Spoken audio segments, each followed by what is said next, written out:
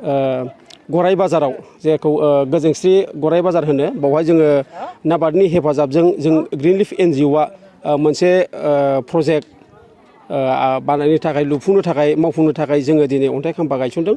बे प्रजेक्टआनो जाहैबाय गोजोंस्रि गराय रुराल हाट। बेवहाय मार्केट सेट जागोन, बेजों लोगोसे इउरिनेल आरो टयलेटनि माखासे फेसिलिटि थागोन। जोङो बेखौ बानायनायनि मेन थांखियानो जाबाय बे ओनसोलावहाय जों नुनो मोन्दों गोबां फिसा फिसा बेफारिफोर एबा मैगं फायखारि बा मैगं फानग्राफोर गोबां दङ। बिसोरनि नाथाय मैगं फाननो थाखाय मोजां सुबिदा बे ओनसोलाव गैया, बे जायगायाव जों नुनो मोनाखै।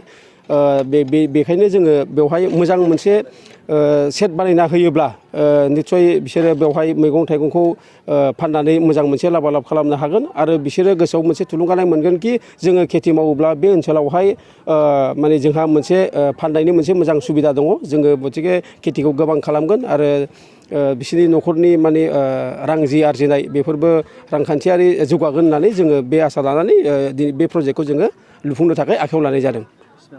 बे एमाउन्टआ खुब बारा नङा, बेयो 15 लाखल'। 15 लाखनि गेजेरावनो जोङो बे प्रजेक्टखौ कमप्लिट खालामनांगौ आरो जों बे प्रजेक्टखौ मास मोनथामनि गेजेरावनो जोङो लुफुंगोन होननानै जोङो आसा खालामदों।